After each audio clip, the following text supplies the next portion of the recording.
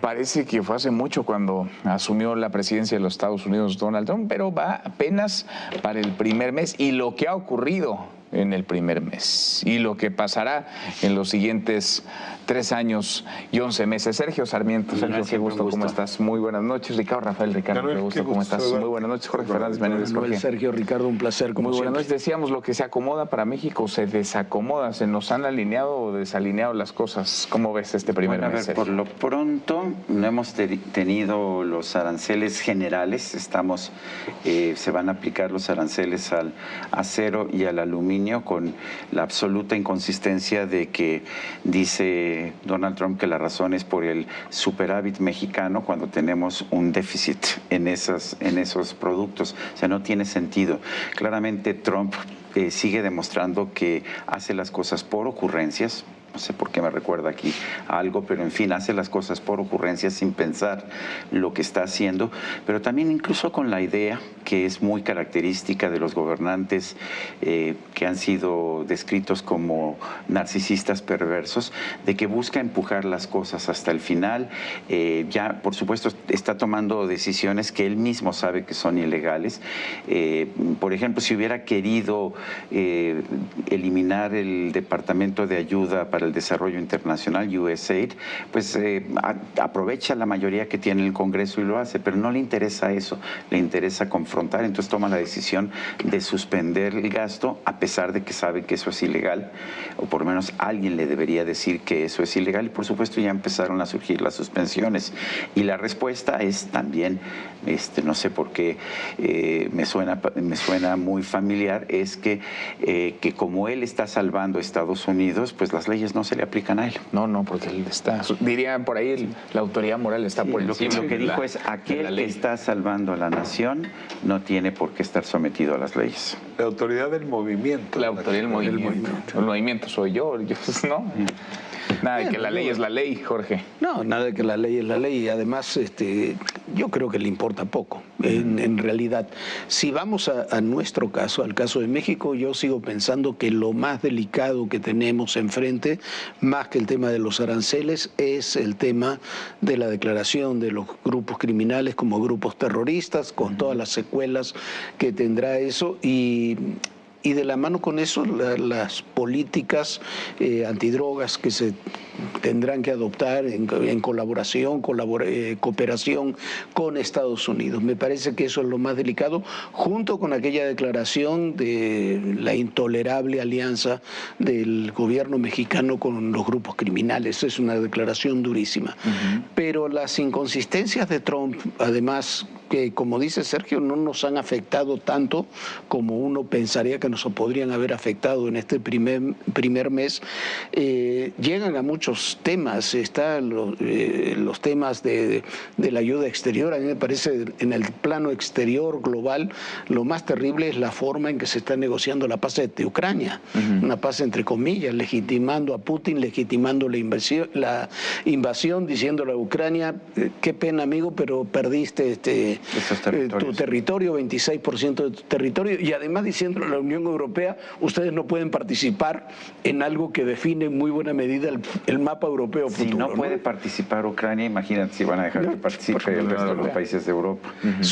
Me parece que eso es terrible, y son una suma de inconsistencias donde al final lo que se está planteando es una modificación, por una parte del mapa global y por otra parte del mapa del sistema político interno de los Estados Unidos, con Elon Musk como figura protagónica. Me parece que en todo ese mundo que estamos viviendo hemos salido menos afectados de lo que podríamos haber salido afectados en este primer mes. O sea, les está yendo peor a otros, Ricardo. Sí, la impresión que da Donald Trump, y quizás es por esta actitud, ¿no?, de llevar las cosas al extremo, es que el cómputo de las consecuencias finales de sus actos no está hecho ex ante, no se realiza previamente.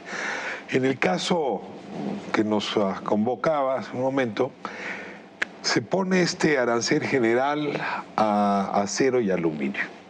Concretamente, respecto a México, ya lo decía Sergio muy bien, bueno, en ese caso, pues nosotros más bien tendríamos que reclamarles a ellos el déficit que hay, porque ciertamente ahí las cosas están distintas con respecto a otros productos. Pero para medir bien las consecuencias hay que escuchar la voz del CEO de Ford, que la semana pasada decía, a ver, si este arancel con México y con Canadá prospera, los autos Ford en Estados Unidos vendidos al consumidor van a costar $3,000 más. 60,000 pesos. A ver, eso va a sacar a Ford de cualquier margen de competitividad en el mercado. Ese es el principal argumento. Digo, si Ebrard se va a sentar a conversar más allá del tema del déficit, la pregunta es, ¿qué provoca dentro de Estados Unidos en la inflación de los precios de los automóviles? Y acercándonos al otro tema que en efecto, pues Marco Rubio estará presentando la lista de las 8 organizaciones criminales dedicadas a las drogas, ahora para ser nombradas terroristas, pues uno que tendría que decir que es que esos animales, decían en la escuela, no son como los otros. A ver, Hezbollah es una organización terrorista, pero pues su financiamiento, su militancia, sus armas están en el extranjero. El problema de estas organizaciones es que su financiamiento, sus armas, incluso la mitad o quizá más de la mitad de sus integrantes está en Estados Unidos. Es decir, son organizaciones terroristas estadounidenses, tanto como mexicanas. ¿Se puede combatir con el mismo rasero a Al Qaeda, a Hezbollah, ¿no?, a las FARC, que al cártel de Sinaloa? Son consecuencias no medidas que sí sorprenden mucho, porque a la postre va a tener que corregir porque la realidad se le tendrá que son golpes mediáticos, ¿no? Parecen, sobre todo son golpes mediáticos. Más, yo creo, sí son golpes mediáticos. Una de las características del narcisista perverso es buscar la atención. Eso es lo que está buscando Donald Trump. Pero también hace ya mucho tiempo que yo perdí la esperanza de encontrar una línea de pensamiento en las decisiones de Trump. Era como López Obrador, o sea, se le ocurrían las cosas y entonces se convertían en dogma. Ahora vamos a prohibir los vapeadores, y porque los vapeadores son igual de malos que el fentanilo y van en la misma lista. Bueno, no tiene absolutamente ningún sentido, pero así son las decisiones de Trump, que van desde voy a anexar a Canadá, que en un principio era una especie de broma, y entonces los canadienses decían, bueno, pues mejor nosotros anexamos a California, que es más cercana a nosotros. Pero ya el propio primer ministro de Canadá, Justin Trudeau, dijo, estoy aterrado, pero realmente eso es lo que tiene en la cabeza el presidente de los Estados Unidos. El tema de Panamá, el tema de Gaza. En Gaza, ya hablaste de lo irracional de Ucrania. Bueno, en Gaza esta idea de que voy a llegar y voy a poner hoteles y voy a expulsar a todos los palestinos que no van a tener derecho de regresar, y con eso vamos a resolver el conflicto. Una de dos. Vamos a construir casas muy bonitas. Sí, o revela una locura absoluta, o lo que yo creo que simplemente es que estamos viendo a una persona que no tiene realmente conocimiento de lo que está diciendo y que quiere gobernar a través de ocurrencias.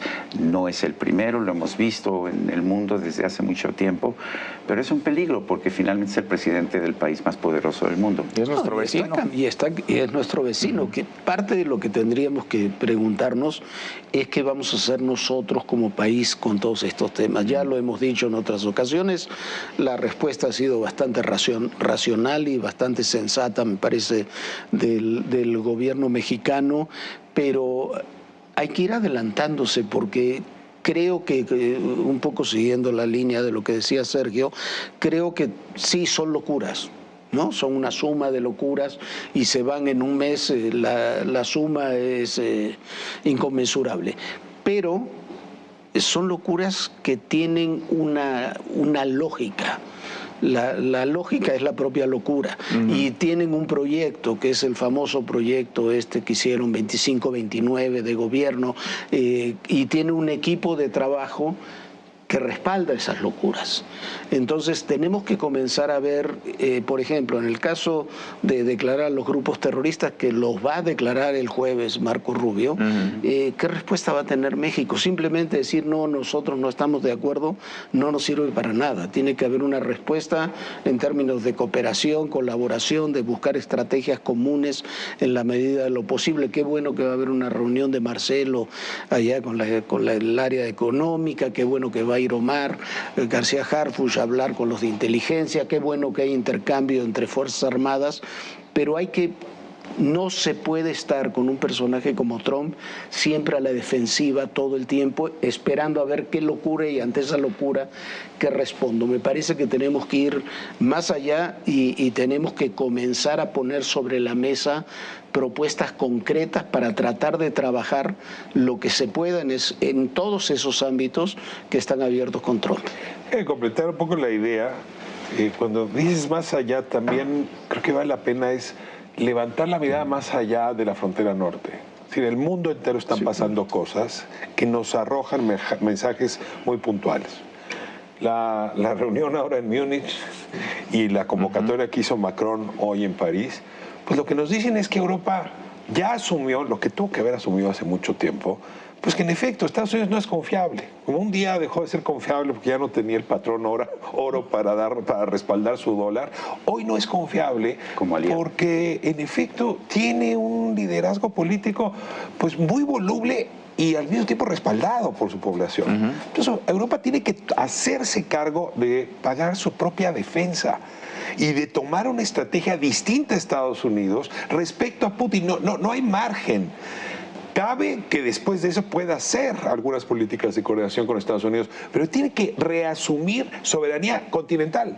La pregunta es, de nuestra parte, frente a lo que estamos viendo, ¿qué otras cosas tendríamos que hacer para dejar de depender tanto? Y claro, me pregunto, por ejemplo, el tema comercial, si no tendríamos que imaginarnos estrategias simultáneas de reacercamiento, por un lado a Europa, y lo lanzo de plano, ¿no?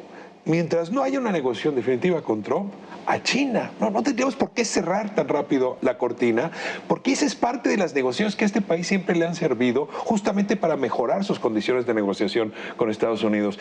Y de pronto tengo una impresión de que estamos reaccionando para salir del paso. ¿Qué le respondemos el jueves? ¿Qué le decimos la próxima semana? ¿Cómo libramos la próxima fecha? Cuando en realidad está habiendo un cambio geopolítico que debería decirnos ¿Cómo cosas. no lo hacemos enojar, ¿no? Cuando el señor... ¿Qué se parece el enojo? Pero a ver, lo que tenemos que entender es, si queremos realmente enfrentarnos a Estados Unidos y a Donald Trump, tenemos que hacerlo desde una posición de fuerza, pero constantemente hemos estado debilitando nuestra propia economía y nuestras propias situaciones donde podríamos encontrar fuerza. Ejemplo, estamos importando el 50% más o menos del gas que utilizamos. Si Estados Unidos en una disputa nos corta el gas que recibimos, toda la industria mexicana, sobre todo en el norte del país, se para, pero también la generación de electricidad. Estaríamos viendo un desastre económico en nuestro país. ¿Y por qué estamos en esta situación de debilidad? ¿Porque no podemos producir gas? No, porque no queremos producir gas. Si tú ves la diferencia entre lo que ocurre en la cuenca de Burgos, de Coahuila, y lo que ocurre en Texas y Oklahoma, ellos están llenos de pozos de producción de hidrocarburos, petróleo crudo, pero también gas. Por eso el gas de Estados Unidos es el más barato del mundo, mientras que nosotros, al prohibir el fracking, por una serie de miedos que vienen de hace 30 años y que no tienen nada que ver con la tecnología actual, pues lo que estamos haciendo es que nos estamos volviendo vulnerables. ¿Quieres negociar desde una posición de fuerza? Tienes que volver fuerte a tu país en lo económico. Entonces, si tú prohíbes el fracking, después no te pongas a llorar si Estados Unidos te corta la provisión de gas y te despedaza la economía en 3 días, porque tenemos reservas para 2 días nada más. Y cuando tu marco jurídico también es endeble, tan endeble, y hay una fuerza innegable del crimen organizado, un empoderamiento de las fuerzas del crimen organizado. Claro, y lo mismo sucede con el tema de seguridad y de crimen organizado. A ver, no nos engañemos, estamos en una situación muy difícil en ese ámbito porque para no irnos más lejos, durante los 6 últimos años hubo una política que conocemos de abrazos y no balazos, que lo único que logró fue generar 200.000 muertos en México, 60.000 desaparecidos y un empoderamiento de los grupos criminales. Entonces, desempoderar a los grupos criminales va a costar mucho esfuerzo, mucho mayor esfuerzo de lo que algunos piensan, y sí necesitamos en eso la colaboración con Estados Unidos. Me parece que negar que no se puede establecer una política con Estados Unidos en ese tema me parece que sería un grave error. Pero tiene que hacerse, no. Cuando yo digo adelantarnos a las medidas, es porque hay que hacerlo por una lógica de nuestra seguridad pública, nuestra seguridad nacional, no la de Estados Unidos. Sí que convergen ahí los temas, sí, porque también es para ellos, pero eso es un desafío nuestro. Nosotros no lo estamos... A ver, por ejemplo, en este tema, hay que establecer con Estados Unidos, cuando ellos dicen son terroristas, está bien, lo podemos debatir. Tenemos que tener listas claras de quiénes son. Cuando se habla cártel de Sinaloa, bueno, ¿de qué estamos hablando? ¿Quiénes son los objetivos? Tiene que haber objetivos comunes. ¿Cuáles son los vínculos? Los vínculos de cártel con el poder económico, claro, político. Objetivos políticos, económicos, criminales, pero tiene que quedar claro, porque si no queda la discrecionalidad de los propios Estados Unidos y siempre vamos a estar contestando después de las medidas que ellos tomen. Pues en la misma lógica de fortalecer, digamos, a raíces internas, ha habido una promesa de la presidenta para acercarse al sector privado, al sector económico, alrededor del Plan México, les invita a invertir, porque pues sí, traemos un problema serio que, entre otras soluciones, tiene seguir fortaleciendo el mercado interno. Y mientras estás en esas negociaciones, arrojas la reforma del Infonavit, que lo que hace es alertar, irritar enormemente al sector privado por la manera como fue marginado de esa reforma, ¿no? Y en esa misma lógica, pues una serie de decisiones, entre ellos la reforma judicial, que te va a lanzar al inversionista, a quien está construyendo los empleos, también en circunstancias de incertidumbre enorme. Entonces, incluso estas incoherencias internas, a las que ya se hacían referencia, te debilitan la negociación, cuando ahorita tendrías que estar cerrando filas con todo el mundo dentro del país para enfrentar juntos lo que está ocurriendo. Entonces, sí hay muchas contradicciones internas que no se están resolviendo, y entonces pareciera que todo es Trump. Trump acaba siendo como la explicación de última instancia para todos los problemas. Y la idea de que fortaleciendo al gobierno, vas a fortalecer al país. Porque la reforma... La presidencia, claro, el gobierno, todo fortalecer el Estado en lugar de fortalecer la iniciativa privada. Jorge, gracias. Ricardo, Sergio, gracias. Muchas gracias. Hasta mañana. Pásenla muy bien.